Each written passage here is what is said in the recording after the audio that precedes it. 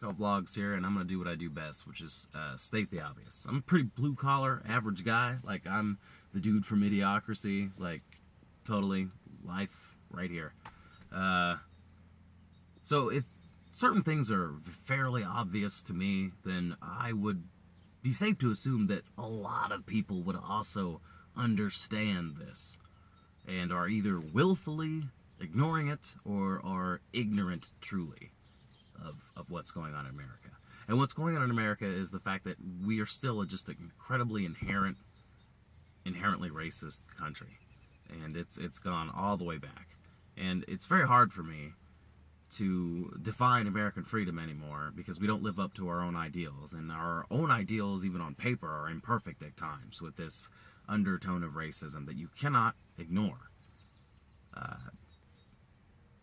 And you can follow the rule of thumb if it affects a white man, and then you can go on, right?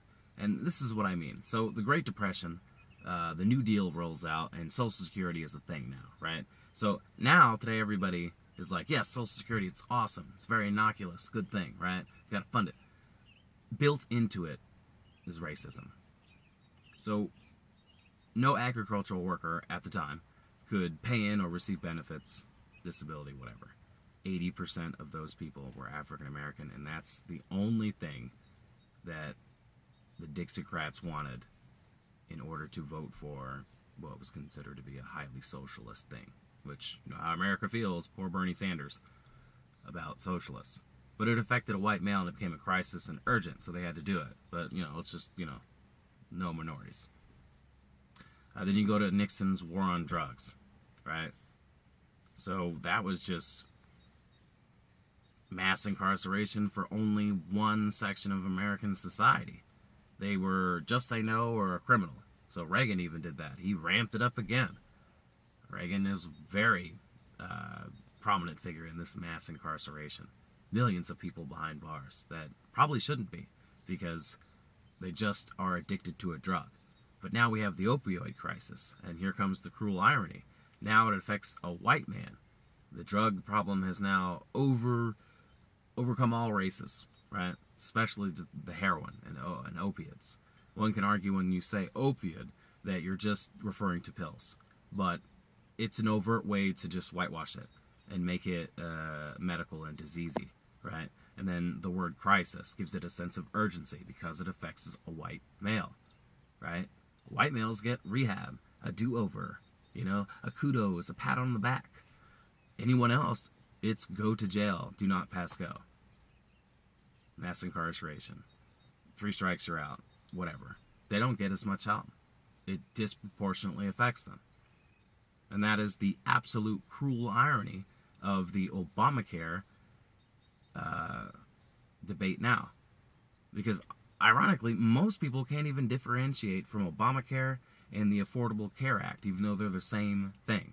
I've done this to 4 or 5 people, and they were just completely baffled. Oh no, Obamacare is this, and they didn't even understand what they were angry about. But they were just stuck on the word. And the word itself represents redistribution of wealth, the poor, welfare, and minorities. So it's fairly obvious to me, it should be fairly obvious to you, that this is like a guttural thing. It's a response that people give it. So then that's why they're, most of the time, completely ignorant of the real name of the law and actually what it does. So they have this insurance now, and then Trump comes in with Paul Ryan repeal and replace. The Republicans can't even figure their shit out. But, oh, wait a minute, white males might lose their insurance that they just got because they're poor or otherwise needing to have this insurance. Or maybe it's the best deal, I don't know. But now they're going to lose the insurance. Now it becomes a crisis. Obamacare has the highest approval ratings ever at 54% of Americans right now because it affected a white male. So then they went to the town hall meetings and spoke their piece and expressed that they wanted to keep the law. But before, it was all about the minorities and they were going to get another handout, and we don't even want it. If it's fairly obvious to me, it should be fairly obvious to you. Again, with Ronald Reagan, he didn't even say the word AIDS. And for five fucking years. And he had his wife go out and say, just say no to African American communities, like that was going to work. Just say no or jail. Mass incarceration, da-da-da. White people get a do-over rehab. That's how that works. But AIDS, oh, it was only a gay thing. Not until it affected a white teenager who contracted it by a bad blood transfusion did it even get any press, really, on the national stage, and any federal aid to even understand what the fuck's going on. And Ronald Reagan himself didn't say it for 5 years because it didn't affect a white male until then. So we can do better. America is the great social experiment. Racism is just idiotic. We are all the same. All this shit that you see is a phenotype. It's an expression of the last 100 years. We are all 99% the same. Culturally, there's differences in religion, sure. But we're all human beings, and we should start fucking acting like that. Stop killing each other. Stop yelling at each other. Listen to each other. It's gonna sound lame, but love. Love goes a long way. Compassion and empathy. And then we can finally live up to our own grand ideals. E pluribus unum, we are the great social experiment. America, we can do better.